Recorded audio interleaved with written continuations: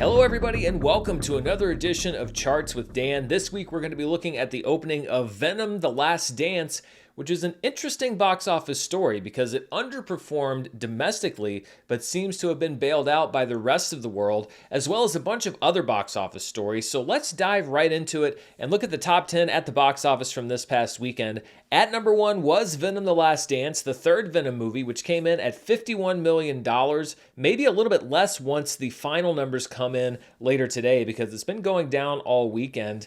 This is way under the original projections. It was going into the weekend looking at maybe $65 or $60 million.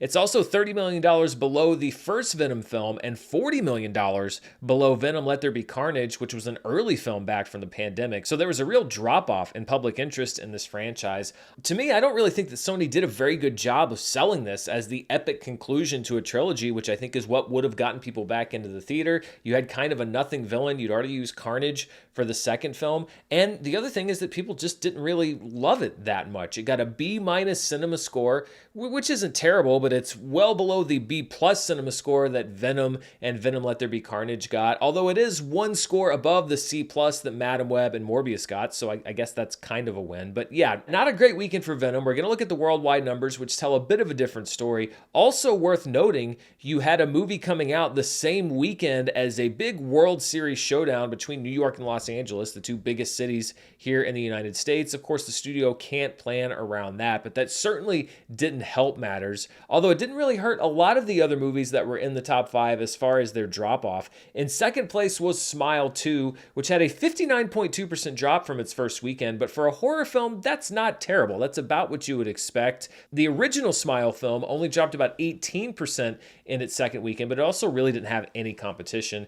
We have an interesting situation here for third place because according to the estimates, there is a tie. I will update this with the final numbers next week. So tied for third are both Conclave and The Wild Robot. Conclave debuted to $6.5 million. The Wild Robot dropped 35.6% for a week 5 total of $6.5 million.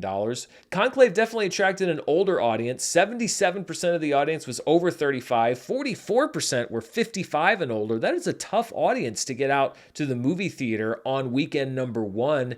And the movie got a B+ cinema score. And honestly, I'm not really surprised at that cinema score. I mentioned in my review for the film that the ending of the movie got some audible reactions from the audience I was in. I was easily the youngest person in that screening, and that's really saying a lot. I can't say that very often. In a strange way, Conclave is a bit like Joker Folie à Deux, although not quite as bad as far as audience reaction, but it does seem like that the people that did show up were very excited to see it, but didn't quite get what they expected. So we'll see how this word of mouth affects the movie in the weeks going forward. As we've noted on the show before, usually a movie that draws an older crowd will stick around longer at the box office. We'll see if that is the case with Conclave. The Wild Robot, as I mentioned, is also tied for third at $6.5 million. That brings its domestic total up to $111.3 million. We Live in Time stays in fifth place with a 15% increase in business. It had a big jump in its theater count here in its third week of release. It brought in $4.8 million. Its domestic total is now at $11.7 million.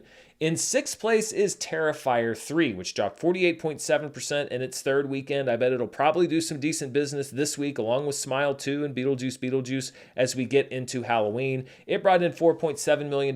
Its domestic total is now at $44.5 million. That's fantastic, especially when you consider its budget and that it is an unrated film. I think I said R-rated last week. It is an unrated film. In seventh place is Beetlejuice, which is available to watch at home right now, as is The Wild Robot, but some people just want to see it in the theater. It dropped 35.4% in its 8th weekend of release, bringing in $3.2 million. Its domestic total is now at $288.7 million. We'll see if it can get to that $300 million mark. Anora went into a few more theaters this past weekend and had a 58% jump in business. It brought in under $1 million, $867,000. It's now at $1.6 million domestic, and it's looking at a much bigger expansion this upcoming weekend. In ninth place is Piece by Piece, which dropped 65% in week number 3, bringing in $720,000. Its domestic total is now at $8.8 million. And then we have Transformers 1, which dropped 64% in weekend number 6 and brought in $720,000. $50,000. Its domestic total now stands at $57.9 million. So let's look at some of the movies in the top 10, and we'll start with Venom: The Last Dance and where it fits in as far as Sony's Spider-Man or Spider-Verse films. Let's look first at the domestic opening weekends for the 15 films so far that fit into Sony's Spider-Man universe. And you can see that Venom right now is number 12 out of 15. It comes in about $11 million behind 2012's The Amazing Spider-Man, although you have to keep in mind, number one, that figure is not adjusted for inflation, and number two, The Amazing Spider-Man opened on a Tuesday, so it had already been open for 3 days before its quote-unquote opening weekend. That's what makes these numbers a little strange. It's why I try to put them into context. So it lags very far behind, sort of the top part of the lower tier as far as openings for Sony's Spider-Verse. The good news is that it easily outdid the opening for Morbius back in 2022, as well as Spider-Man Into the Spider-Verse back in 2018. Of course, that movie built over time. And then Madam Web earlier this year. Looking at the openings adjusted for inflation, Venom: The Last Dance is still at number 12, but it's now $34 million behind 2012's The Amazing Spider-Man, still ahead of Into the Spider-Verse, Morbius, and Madam Web. The highest opening Spider-Man movie, of course, adjusted or unadjusted for inflation, is Spider-Man No Way Home, but when you adjust these figures, Spider-Man 3 comes in second, followed by the original Spider-Man, then Spider-Man Homecoming, and Spider-Man 2. Spider-Man 2 was a Wednesday opener, so that number would be much higher if it had those Wednesday-Thursday grosses added in. Spider-Man Across the Spider-Verse comes in sixth place, followed by The Amazing Spider-Man 2, Spider-Man Far From Home, which also opened on a Tuesday, so that number would be much bigger if it had those Tuesday, Wednesday, Thursday grosses folded in. Venom: Let There Be Carnage comes in ninth, and then the original Venom is there at number 10. So yeah, Venom: The Last Dance not looking great as far as openings for the Spider-Verse, but not an absolute disaster like we saw with Madam Web. When we look at the overall gross for the Spider-Verse movies, well, the good news is that domestically, Venom: The Last Dance in 3 days of release has already passed the domestic total of Madam Web, and it's all but sure to pass the domestic total of Morbius. Granted, those are not very high bars to clear. If it can get a ×2 multiplier, then it should get to $100 million. We'll just have to see what audiences do in the next 2 or 3 weeks. We have a pretty busy window opening here as we go into the Thanksgiving holiday. The highest grossing Spider-Verse film, of course, Spider-Man No Way Home, followed by the original Spider-Man, Spider-Man Far From Home, Across the Spider-Verse, and Spider-Man 2. When we look at the Spider-Verse grosses adjusted for inflation, Venom: The Last Dance remains at number 14 between Madam Web and Morbius. The interesting thing is that if Venom: The Last Dance can get to $100 million domestic, it'll be the only one of these movies in the $100 million window. Spider-Man Into the Spider-Verse made $238.7 million. Morbius made $79.5 million. So it really kind of has been feast or famine for the Spider-Verse, and really famine as far as live action goes with Morbius and Madam Web, and then to somewhat of a lesser extent, Venom: The Last Dance. When you adjust for inflation, the highest grossing film, no surprise, is Spider-Man No Way Home, followed by the original Spider-Man at just over $700 million, Spider-Man 2 at $625 million, Spider-Man 3 at $513.3 million, and then Spider-Man Far From Home at $482.6 million. The highest grossing Andrew Garfield solo film is The Amazing Spider-Man at number 8, which made $360.7 million, and then you see a pretty healthy drop-off, or unhealthy, depending on how you want to paint it, to The Amazing Spider-Man 2 down there at $271 million. 2018's Venom is number 10 on the inflation-adjusted list at just over $268 million. All right, let's look at some of the other movies in the top 10, and we'll start with Smile 2, which I mentioned on last week's show,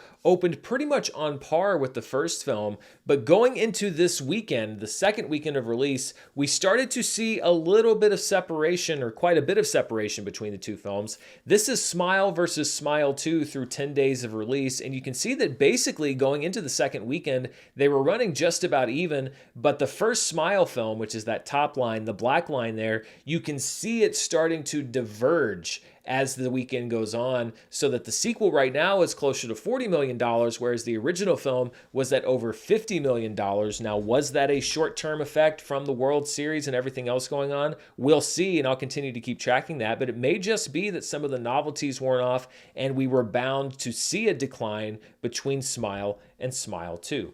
Also, talking about The Wild Robot, these are the highest grossing non-sequel slash remake films of 2024 with one difference. I heard your thoughts on the Garfield movie being on there, and I actually defended its presence for a number of weeks, but I'm always listening to what people are saying in the comments, etc. And somebody made an argument last week that actually made a lot of sense. They said, okay, well, by your definition of the fact that the Garfield movie wasn't a direct sequel to another Garfield film, then if Batman Begins had come out, then it would be on this list as well. And do you think that it should qualify under those criteria? And you know what? I thought about it and I'm like, I can see your point. So I've removed the Garfield movie from this list. That bumps Argyle up here to number 10. And don't bring up Kingsman to me, all right? You got your win with Garfield. Be happy with that win.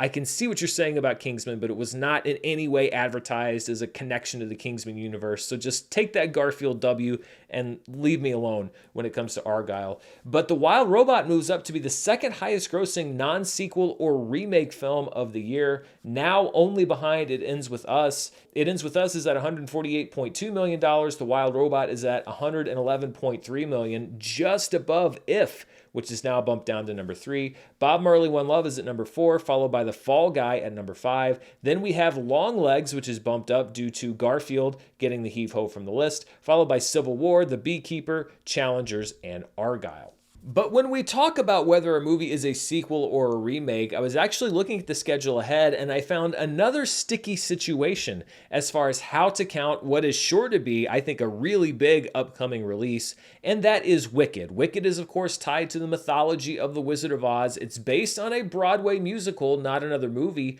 but some may say that it is a sequel to, or perhaps a remake of, in part, The Wizard of Oz. And I was sitting here thinking, well, geez, do I put Wicked on this chart? Do I not put Wicked on this chart? And then I remembered I have a great resource to help resolve these discussions, and that resource is you. So I'm going to run another member poll, this week's member poll, which is to help me decide, is Wicked a sequel to or remake of The Wizard of Oz? And by extension, should it be on the chart that you just saw, the non-sequel or remake chart? If you're a member here on the channel, then you can vote on that poll right now. It's a simple yes or no option. If you're not a member of the channel, there's a link in the description below. There might be a button depending on how you're watching the video. You can join for a very small monthly fee. You get free emoji and free badges and stuff like that, as well as being able to vote in the member polls. And I'm going to work on some other stuff as I sort of build out what being a member here on the channel is. But you've helped me out a lot so far, and this is a big one.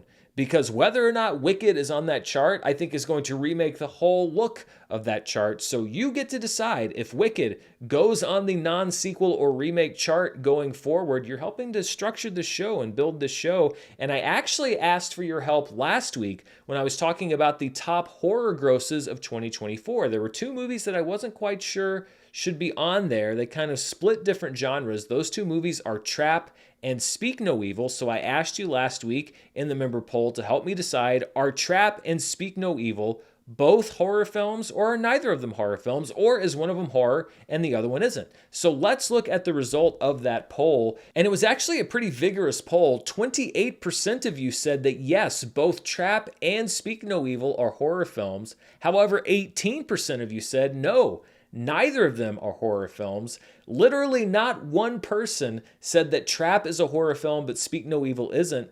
But it actually was very easy to determine the winner of this poll because I got a majority, I got a plurality of the votes, because 53% of the people who voted in the member poll said that yes, Speak No Evil is a horror film, but Trap is not a horror film. So now canonically here on Charts with Dan, Speak No Evil is horror, Trap is not horror, and let's see how this shakes out as far as the highest grossing films of 2024 in the horror genre.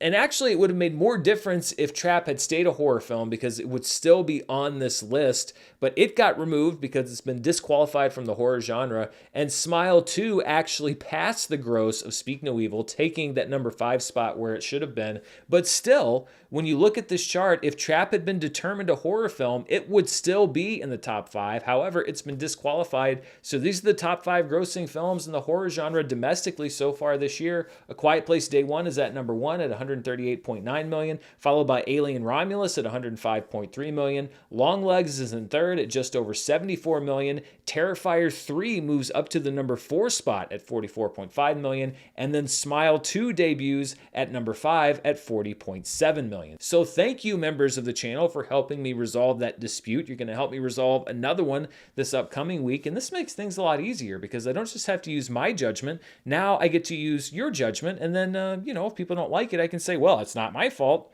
They picked it.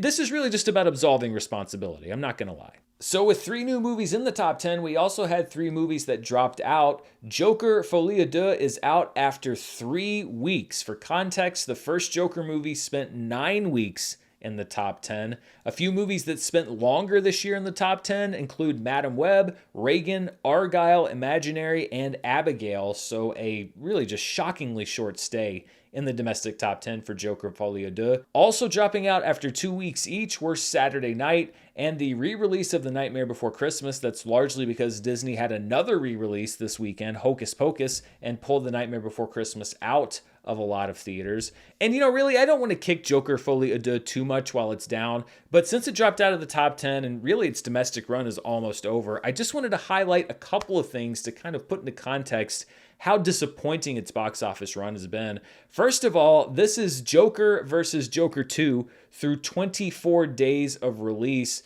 The first Joker film, as if I need to tell you, is the purple line there. Joker 2 is the green line. And you can see that basically the first Joker movie exceeded the domestic box office total of Joker 2 in about its second day. Through 24 days of release, Joker was almost at $300 million domestic, whereas Joker 2 is hovering right around $50 million, and it has completely flatlined. So you can see the kind of drop-off that we're talking here. And speaking of drop-offs, this is a question that a lot of people have asked me, and we're going to look at it as far as worldwide gross. What is the biggest drop-off between one hugely successful movie and its direct sequel? And so I looked at the list of movies that grossed $1 billion worldwide, and the first Joker is one of those movies, and then at the next sequel to those films to see what the biggest drop-off was between one movie to the next. And Joker Folie à Deux actually is able to avoid taking first place on this list, but not by much. The biggest drop-off from $1 billion movie to its sequel is held by Captain Marvel and the Marvels. The Marvels made 82.3% less than the first Captain Marvel film worldwide. And Joker Folie à Deux comes just underneath that. It's had an 81.1% drop-off worldwide from the first Joker film. I mean, that's not really something to brag about, but at least it's not number 1 on the list. In third place is Alice Through the Looking Glass, which dropped off 73% from Alice in Wonderland, which had that kind of Avatar 3D bump. Then we have Aquaman and the Lost Kingdom. The Lost Kingdom dropped 61.7% from the first Aquaman film. And then we have Transformers Age of Extinction, the 4th movie, and Transformers The Last Night, the 5th film. The Last Night dropped 45.4% from the worldwide gross of Transformers Age of Extinction. But still, really, Captain Marvel, Joker, kind of in a class by themselves. Also, 2 very recent DC releases within the last calendar year, both making the top 5. So things not going great for Warner Brothers in the DC department right now. Looking at the biggest theater count changes for this past weekend, the biggest change was actually an increase in theaters. We Live in Time added 1,983 theaters to play in 2,968 total, so it is a bona fide wide release at this point after being just under the wide release number last weekend. Then we had Joker Folie à Deux, which lost 1,614 theaters, over half of its total going into the weekend. It's now in only 1,243, and it's going to be out of wide release by next weekend, more than likely. My Hero Academia, You're Next, dropped 1,435 theaters. It's now in only 155. Not surprising. These anime events are usually only for 2 weekends or so. Deadpool and Wolverine, which is now, I believe, available on home media and also to watch at home, lost 1,225 theaters. It's now in 300. So its theatrical run is now coming to an end, although it's a very successful run. And then we have The Nightmare Before Christmas. this. The re-release dropped 1,210 theaters, but remains in 650 theaters nationwide. Let's take a look now at what I like to call our box office road to recovery. The red line is the weekend average for 2021 to 2023. The blue line is the weekend average for 2015 to 2019. And the dotted black line is every weekend this year. And you can see that we're basically slightly above the average where we've been since theaters reopened, so 2021 to 2023, although we were substantially behind where we were last year when Five Nights at Freddy's opened to big numbers and the Eras Tour was still doing well. So about average as far as post-pandemic goes, but quite below where we were in 2023. The highest grossing movie in the 2015 to 2019 window was the second week of 2018's Halloween, and you can see that we were substantially below the weekend average for that 2015 to 2019 window. And then the highest grossing film for the 2021 to 2023 window was Five Nights at Freddy's, which opened to $80 million on this weekend last year, despite being available day and date on streaming. One of the rare dual release success stories. Most of the other ones are disappointments. We've got a lot more to break down, but before we do, I want to thank the sponsor for this week's show.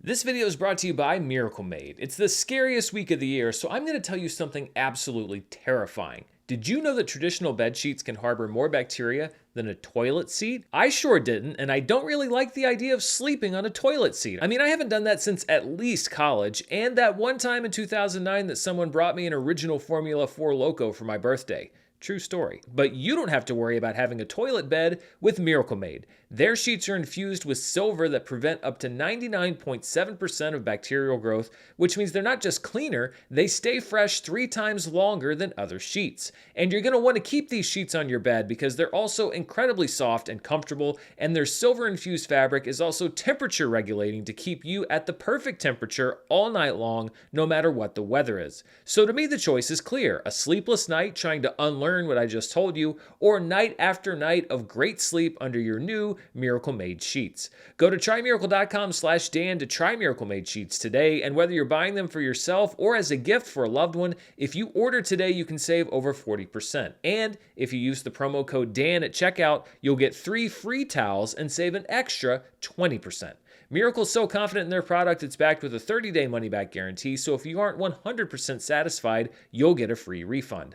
Upgrade your sleep with Miracle Made. Go to trymiracle.com/Dan and use the code Dan to claim your free 3-piece towel set and save over 40% off. Again, that's trymiracle.com/Dan to treat yourself.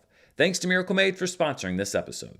Let's take a look now at the box office internationally, and this is where the second chapter of the Venom the Last Dance story begins, because while it had a disappointing opening domestically, the world did not show the same Venom fatigue as we did here in the US. Looking at the top grossing films outside of the US and Canada, Venom debuted at number 1 with $124 million, easily the number 1 movie internationally. The Wild Robot comes in second place at $17.5 million. Smile 2 brought in another $12.6 million.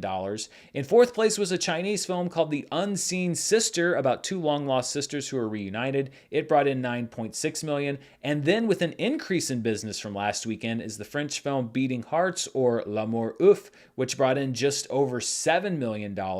And when you combine the international totals with the domestic totals, we get our top 5 films worldwide, and it's an easy top 5 because it's the exact same 5 films in that order. Venom the Last Dance debuts to $175 million worldwide. If its international numbers had looked like its domestic numbers, we'd be having a different conversation. But if it can sustain this worldwide momentum, then that will help to soften the blow by its underperformance domestically. So it's kind of both a disappointment and a movie that did pretty well considering expectations. One of those interesting stories. Sometimes we have that. It's like the opposite of Twister, where it did great domestically but not so good worldwide. Venom the Last Dance isn't doing great domestically, but it's doing about what people expected worldwide. So we'll see how that goes in the next few weeks. The Wild Robot drops 27.7% from last week, bringing in another $24 million. Its total is now at $232.3 million worldwide. Smile 2 dropped about the same worldwide as it did here domestically, a little bit less. It dropped 52.2% with another $22 million gross. Its worldwide total is now at $83.7 million. Then we have The Unseen Sister with its $9.6 million gross, and Beating Hearts, which was up 32.8% from last weekend at $7 million. Its worldwide total is now at $16.3 million. million. And when we look at the biggest debuts for Hollywood films worldwide this year, Venom the Last Dance is actually number 5. Its debut was similar to, pretty close to, what we saw from both Dune Part 2 and Godzilla Kong the New Empire, so we can really see how that international money is driving the business for Venom the Last Dance. Of course, the number 2 and 3 openings are kind of in a class by themselves. Inside Out 2, which brought in $294.2 million, and then Deadpool and Wolverine at $444.5 million. And when we look at the Spider-Verse as far as worldwide box office total, in just one weekend, Venom the Last Dance has already surpassed both Madam Web and Morbius at $175 million, although it needs about another $200 million to get up to Spider-Man Into the Spider-Verse territory, and really the international gross is what is going to tell that story. It's probably got another $50 to $70 million left in it domestically, if that much, so we have to see if it can sustain momentum internationally to get that number 12 spot where Into the Spider-Verse currently sits. Also, even though it's out of the worldwide top 5, I wanted to note that Beetlejuice has now passed 1989's Batman for number 3 all-time as far as worldwide grosses for director Tim Burton. It's a little less than $40 million behind Charlie and the Chocolate Factory if it wants to take that number 2 spot, although it won't even get close to Alice in Wonderland, which we talked about earlier, which came in at just over $1 billion worldwide. Let's take a look now at the highest per theater averages for this past weekend. At number 1 was Anora, which expanded to 34 theaters, but still brought in $25,504 per theater. In second place was Memoir of a Snail, which brought in $13,800 per theater in each of its 5 theaters. This film is from Australian stop-motion animation film director Adam Elliott, who won an Oscar for Best Animated Short back in 2004, and Memoir of a Snail features the voices of Sarah Snook, Eric Bana, Cody Smith-McPhee, and many others. This movie will be expanding over the next couple of weeks, so if you like stop-motion animation, look for Memoir of a Snail potentially near you in the next week to 2 weeks. Venom the Last Dance comes in third place, $12,346 per theater in each of its over 4,000 theaters. In fourth place is Dahomey, the documentary from director Mati Diop, which brought in $9,439 in each of its 2 theaters. And then in fifth place, another documentary called Black Box Diaries, which played in just 1 theater and brought in $7,000. Looking at the top films in limited release, so this is 1,000 theaters or fewer, Anora takes the number 1 spot at $867,000 when you combine all of its 34 theaters. In second place is a movie called Your Monster, which played in 651 theaters. It stars Melissa Barrera as a woman who falls in love with a monster. It's kind of right there on the poster. It brought in just over $500,000 for the weekend. In third place is the Indian film Mitran Dad Chalaya Truckney, which was on this chart, I think, a couple weeks ago. It brought in $224,000 in its third weekend in an unknown number of theaters. Then we have Memoir of a Snail at $69,000 in 5 theaters. Pretty big drop off there between number 3 and number 4. And then Exhibiting Forgiveness, which played in 183 theaters and brought in just under $50,000. And hey, here's a chart we haven't looked at in a long time. These are the top 10 grossers as far as movies in limited release this year. So movies that were playing in 1,000 theaters or fewer. And this is as of January 1st, so it includes some 2023 releases. I will freeze a movie's gross once it enters 1,000 theaters, but it will stay on this chart for the money that it made while it was in limited release. The top 4 haven't changed, with American Fiction at number 1, The Zone of Interest at number 2, Poor Things at number 3, and Fighter at number 4. But We Live in Time enters the list at number 5. It made $6.9 million in limited release prior to entering wide release this past weekend. It helps that its second weekend was in something like 980 or 990 theaters, so just under that 1,000 theater threshold. That's how it got all the way up to number 5.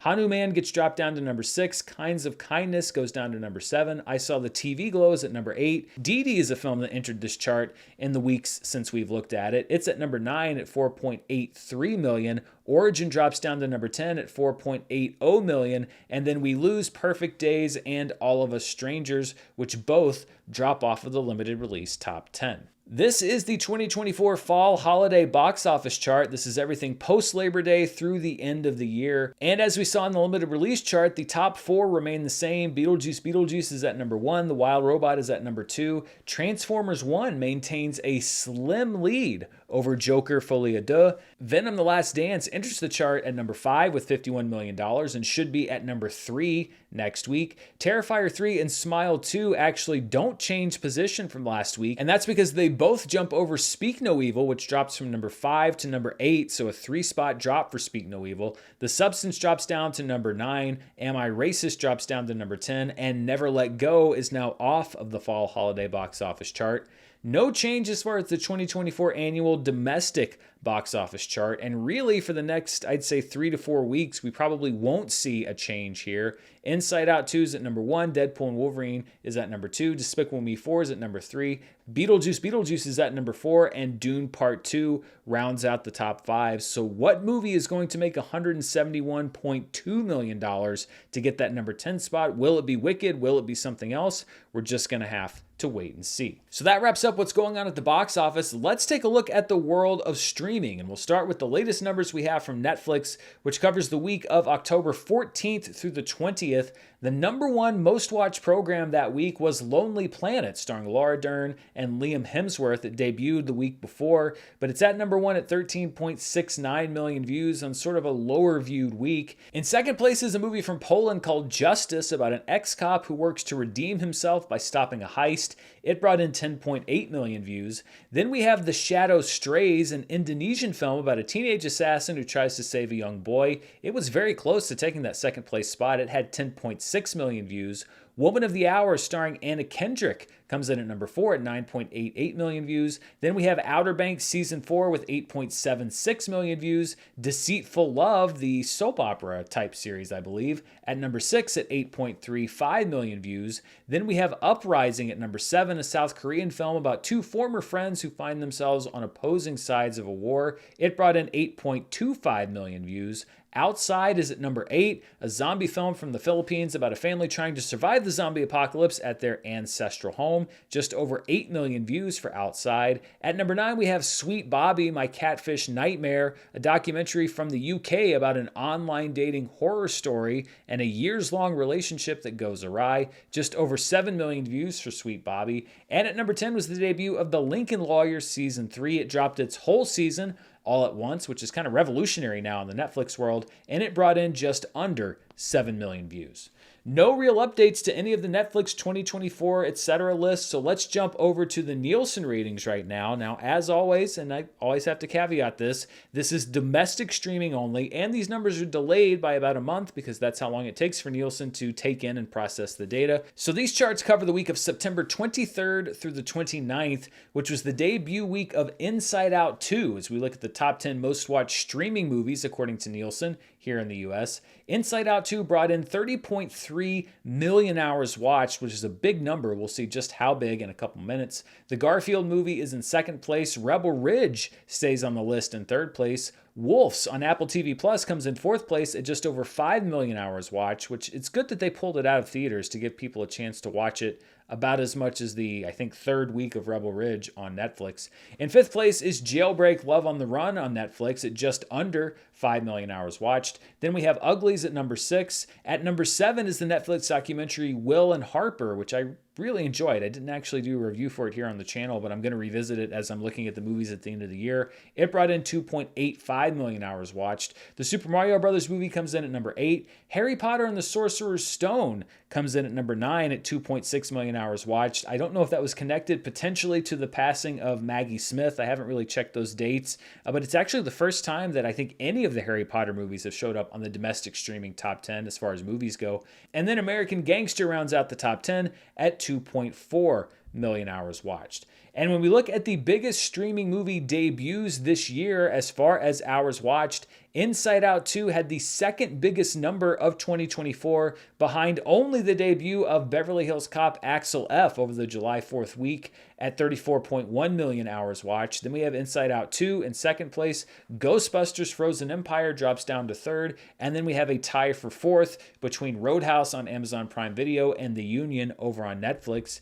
And when we look at the biggest weeks by any movie so far in 2024, whether it was the debut week or not, Inside Out 2 is still in second place behind the debut week of Beverly Hills Cop Axel F. Then in third place, we have Damsel. It gets bumped down one spot. It brought in 25.7 million hours watched in its second week of release, but it just couldn't hold up to Inside Out 2. Ghostbusters Frozen Empire moves down to number 4, and we have a tie for fifth on this chart between The Union and Roadhouse, so I had to kind of split the posters there. And we're going to see what Inside Out 2 does as far as these next couple weeks. A lot of times we'll have a movie that does a big pop on its first week, like we saw with Ghostbusters Frozen Empire, but then kind of disappears from the chart. Or it could be a movie like we've seen on Disney Plus before that just hangs around and hangs around forever. I don't quite know what's going to happen with Inside Out 2, but of course we'll be tracking that in the weeks ahead. As far as the most watched streaming movies here in the US, this is again through September 29th, Rebel Ridge moves up into the top 5, just behind Trolls Band Together, Damsel, Moana, and the Super Mario Bros. Movie. Beverly Hills Cop Axel F moves down to number 6, and The Union moves down to number 7. Inside Out is at number 8. I have a feeling it's going to be joined by Inside Out 2 very soon. Roadhouse is at number 9, and Hitman is at number 10.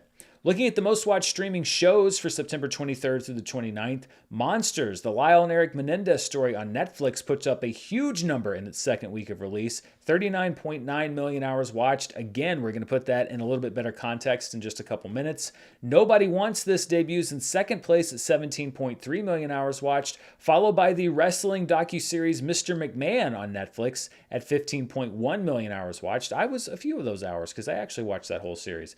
Bob's Burgers is at number 4, Bluey is at number 5, Rings of Power is at number 6 at 12.2 million hours watched. I believe this was its penultimate week, so we'll see what its finale numbers are next week. Family Guy's at number 7, Grey's Anatomy's at number 8, Gilmore Girls still in the top 10 at number 9, and The Perfect Couple drops down to number 10. When we look at the Nielsen Top 20 as far as watch time per available episode, so you take the total runtime for the week and divide it by the number of episodes that you can watch. Monsters, the Lyle and Eric Menendez story is at number 1 at 4.44 million hours watched per episode. Mr. McMahon is in second place at 2.52 million hours watched per episode.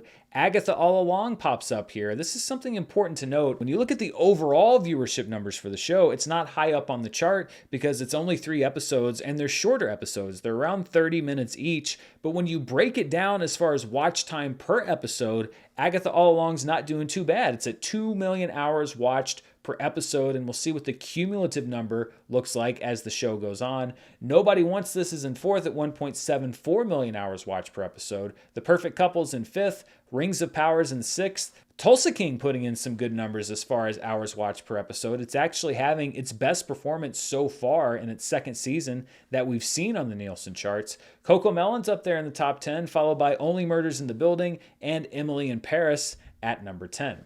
And when we look at the most watched library streaming shows of the year, so these are shows that are not streaming originals, this is through September 29th, really only one major change, which is that The Big Bang Theory re-enters the list at number 10 with 170.1 million hours watched, and that drops House of the Dragon out of the top 10. And it would be easy to look at this and say, well, House of the Dragon's out of the top 10. It must not have been a very popular show, but it's in a very weird spot because it's counted as a, quote, library series because it airs on HBO. It's not a Max original, but it's up against shows like Grey's Anatomy and Family Guy and NCIS that have seasons and seasons and seasons of episodes to watch. That's why I break these charts down between library and original. It just so happens that House of the Dragon falls into kind of a no man's land because it airs on HBO and thus is not a, quote, streaming original. If you were to put House of the Dragon's viewership numbers up against the original streaming series that we have on the chart, it would actually be number 2 for the year. It would be behind Bridgerton,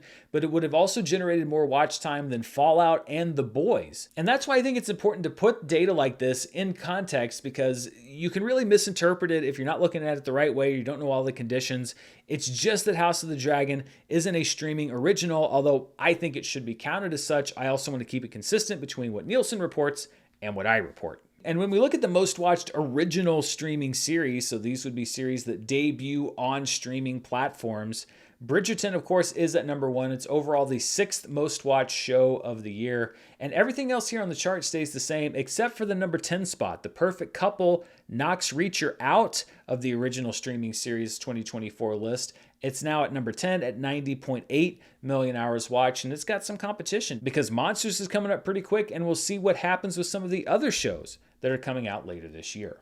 So that's a look at the world of streaming. I also want to take a minute and look at some of the movies and shows that you'll be able to see this upcoming week in theaters, at home, or in some cases both. First of all, right now, all the way up until Thursday, Longlegs is back in theaters. It's been re-released with an Osgood Perkins Q&A and also a look at his next film, The Monkey, which hits theaters in early 2025. Beginning tomorrow, on Tuesday, you can catch Olivia Rodrigo Guts World Tour on Netflix. This is a concert documentary special featuring a performance from the LA run on her latest world tour. Then on Wednesday, Agatha All Along finishes up its season with 2 final episodes on Wednesday night, just in time for Halloween. I'm looking forward to those 2 final shows, and I'll do a wrap-up of this entire season here on the channel later this week. Also on Netflix this Wednesday is a movie called Time Cut. It's about a girl who travels back to the early 2000s to stop a killer from murdering her sister. You heard that right, Gen Z. We are now entering your nostalgia phase. The millennials are here to welcome you with open arms. On a more serious note, Time Cut also features some of the last work from cinematographer Helena Hutchins, who did some cinematography on the film prior to her tragic death later on the set of Rust. On Thursday, if you missed the re-release of Coraline, the re-release is getting re-released for Halloween, so it'll be in theaters on Thursday as well as Friday. Also on Thursday, debuting on Netflix, is The Diplomat Season 2, Kerry Russell returning for the second season of the hit streaming series. Looking at this upcoming weekend, on Friday, Robert Zemeckis' latest film, Here, hits theaters. He teams up once again with Tom Hanks and Robin Wright from Forrest Gump, as well as his favorite co-star, Technology. Early reviews have not been promising, but I'm going to check it out, try to bring you a review right here on the channel. Also hitting some theaters on Friday is an animated film called Hit Pig. Jason Sudeikis voices a bounty hunting pig in a movie that also features the voices of Lily Singh, Rainn Wilson, RuPaul, Andy Serkis, and Flava Flav. I don't know if they just picked voices out of a hat, but I mean, I guess it's going to sound interesting at least. Also hitting some theaters on Friday is a movie called Absolution. Liam Neeson is Liam Neeson in another Liam Neeson action movie, so if you liked Liam Neeson's other movies, I'm guessing you'll probably like this one too. Hitting limited release this upcoming weekend is Blitz. Apple TV Plus is releasing Steve McQueen's latest film, which is set during the World War II bombing of London, in select theaters this weekend ahead of its November 22nd streaming premiere. Blitz is getting a lot of awards season buzz, including for star Saoirse Ronan, so be sure to check that movie out if it's in a theater near you. Also hitting limited release is another Oscar hopeful, Emilia Perez. This is Netflix's big awards season hopeful. It was a big winner at the Cannes Film Festival. It will hit the streaming service on November 13th, but check it out if it's in a theater near you. This is an interesting film. Juror Number 2 is being released in about 50 theaters this upcoming weekend. It's also Clint Eastwood's potential final film as a director. It stars Nicholas Hoult, J.K. Simmons, Toni Collette, Kiefer Sutherland, and more in a legal drama about a juror struggling with his conscience during a murder case. Why Warner Brothers would put a Clint Eastwood directed film in less than 50 theaters with no publicity is a strategy that I quite frankly don't understand, but I generally don't have any idea what Warner Brothers' strategy is, just overall. Also on Friday, sign me up for this. This is going to be in limited release in some theaters, but also streaming day and date on Disney+. Music by John Williams, a documentary about somebody who I think is one of the best composers, movie or otherwise, of all time. So if you like John Williams, be sure to check that documentary out this weekend. On Sunday night, John Wick is back in theaters to celebrate the 10th anniversary, believe it or not, of the first movie. It'll be playing on Sunday night and again next Wednesday. And that wraps up the charts for this week. Before we go, though, I wanted to take a couple minutes to talk about the upcoming presidential election. And listen, if you don't want to hear anything else about the election, I get it. I understand. Thanks for watching. I'll see you next week. But I just wanted to quickly reference one of the biggest groups of voters, or should I say non-voters here in the U.S., and that is the people who don't vote. In the 2020 election, about 1 in 3 voters stayed home. They did not vote, eligible voters. Here in Arkansas, that number was about 50%, which I think was the third lowest in the country. And right now the media landscape is plastered with ads, etc., telling you to vote for this person, not vote for this person. You may have seen one attached to this video. I don't know what gets put on a lot of the videos with the pre-rolls, etc. But voting in general, I think, is something that is very important. And it's not necessarily something that people talk about if it's not attached to a specific candidate. But I think it's also important to talk about voting just as an action and as something that's important for people to do. And I've generally found that when people say that they're not going to vote, it's for a number of different reasons, but these are the three standouts for me. The first reason I hear a lot is, well, I don't have time to vote. And I understand that people are busy, work schedules, etc. But voting is actually a lot easier than it used to be. For example, nearly every state has early voting, and nearly every state has early voting that's happening right now. The polls are open all day, so if you get a chance between now and Friday to do early voting, again, in most states you're able to do that. There are also 28 states, and there should be more, that have laws requiring employers to give employees time off of work on election day to vote. Now, some of those laws come with strings attached regarding when your work shift is or how long the polls are open, but the polls are generally open for about 12 hours on election day itself. So with a little bit of planning, I think that you should be able to find some time in the next 8 days to vote because, again, they've tried to make that process easier and more accessible for people so that it's not necessarily about finding that window of time on election day. The second big reason that I hear from a lot of people is that, well, I don't know enough about the issues. And again, I understand there's a lot to take in, but we have 8 days until the election, and there are resources that are available online if you don't necessarily know about the issues, the candidates, etc., what issues are on the ballot in your state or even your county or your city. You can find that information, and there's also a lot of information that kind of break down and spell out the pros and cons. Now, I think it's important to look for data and research if you're looking at a candidate, if you're looking at an issue that's nonpartisan. I think you should look at it from an objective source. A lot of states will publish voter guides where they'll kind of break down the different constitutional or local amendments to sort of give a pro-con and arguments on both sides. But I also understand that with candidates specifically, there's not necessarily an official guide to that sort of thing. And so I would just encourage you to really take a deep dive into the candidates individually, look at their positions, not just what they say, and also not what people say on Twitter or X or whatever, and not what a celebrity endorsement says. Don't vote for somebody because somebody else tells you to. Actually look into the candidates. What are their positions? Can you research those positions? What they've actually said, not what they say they've said or other people say they've said. What have they said? Is it backed up factually? I get it. Right now, it is tough to find nonpartisan, non-biased information. It is out there. It takes a little bit of time. But being an informed voter, I think, is important. Every U.S. citizen has the right to vote. But in my opinion, that right to vote comes with the responsibility to be an informed voter. And so, I know that it can be intimidating. But if you're not going to vote because you don't feel educated enough about the issues, again, I think that there is enough time to find those resources to understand who the candidates are and what they stand for outside of just listening to political ads, etc.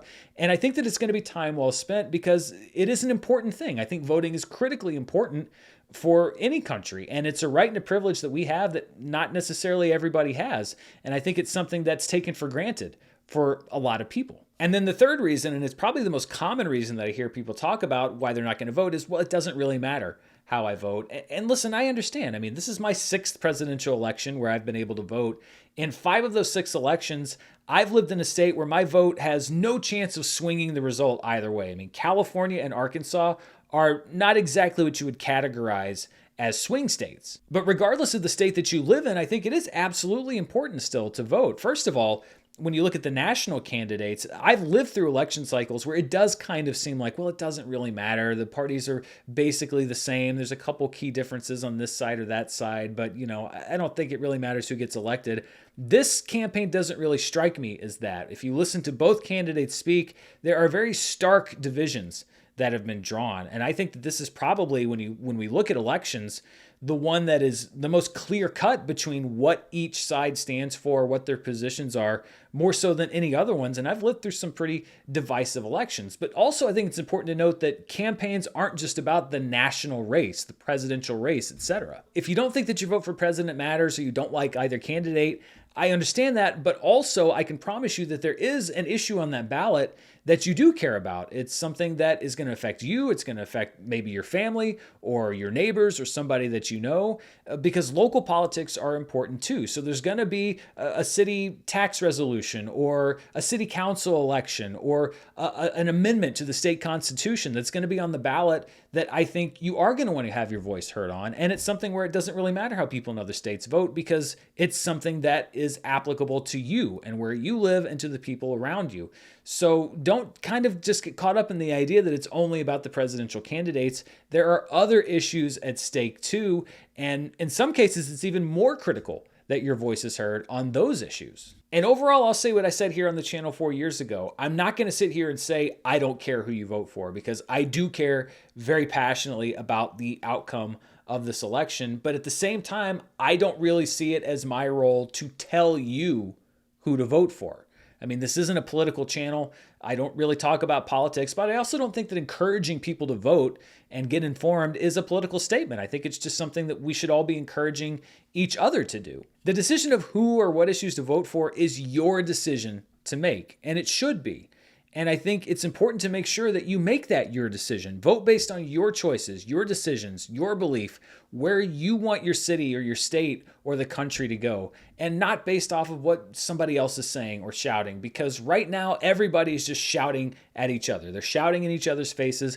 I'm not particularly crazy about the state of political discourse in the country right now, but the way to cut through that discourse is to vote. Because once you're in that voting booth, none of that rhetoric really matters. What matters is that you are exercising your right as a citizen, and I think it's important to go in armed with as much knowledge and information as you possibly can. So 8 days left.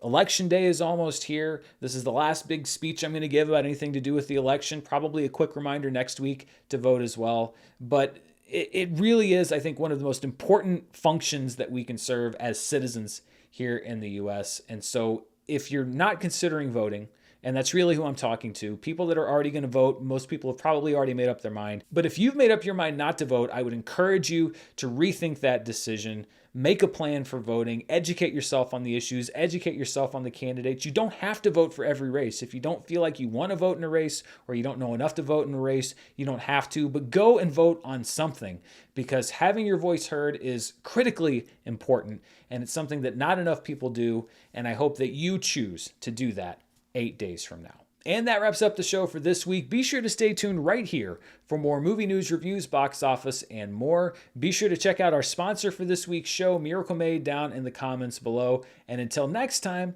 stay safe. Bye.